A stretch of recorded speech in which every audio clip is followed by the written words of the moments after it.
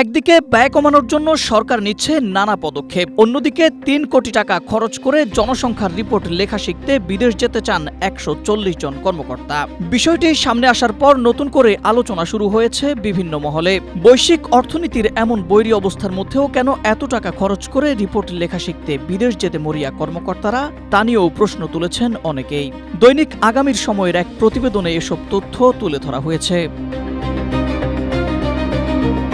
প্রতিবেদনে বলা হয়েছে, জনসংখ্যা ও পুষ্টির রিপোর্ট তৈরি শিখতে বিদেশে যেতে চান স্বাস্থ্য, শিক্ষা ও পরিবার কল্যাণ বিভাগের ১৩৫ জন কর্মকর্তা।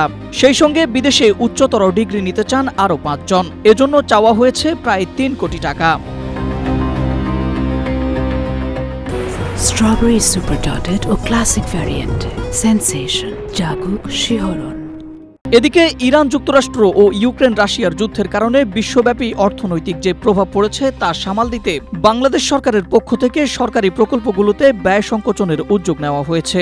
বিভিন্ন পদক্ষেপের পাশাপাশি সরকারি প্রতিটি ব্যয়ের ক্ষেত্রে ভ্যালু ফর মানি নিশ্চিত করতে বলা হয়েছে। সরকারি টাকায় বিদেশ ভ্রমণের কঠোর নির্দেশনা থাকার পরও জনসংখ্যা সংক্রান্ত প্রকল্পটিতে কর্মকর্তাদের প্রশিক্ষণের প্রস্তাব দেওয়ার বিষয়টি এক ধরনের অপরাধ বলেও মনে করছেন বিশেষজ্ঞরা।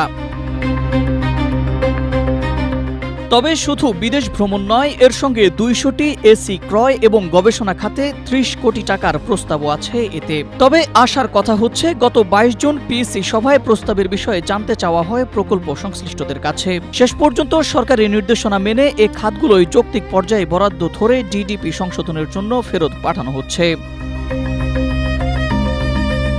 এ বিষয়ে জানতে চাইলে ট্রান্সপারেন্সি ইন্টারন্যাশনাল বাংলাদেশের নির্বাহী পরিচালক ডক্টর ইফতেখারুজ্জামান দৈনিকটিকে বলেন, এমন প্রস্তাবকে ঢালাওভাবে দুর্নীতি বলা যাবে না। তবে খেয়াল রাখতে হবে সত্যি বিদেশে প্রশিক্ষণের প্রয়োজন আছে কিনা। কেননা অনেক সময় দায়িত্বশীল মানুষকে পাঠানো হয় না, আবার যারা প্রশিক্ষণ নিয়ে আসেন তারাও সেই জ্ঞান কাজে লাগান না।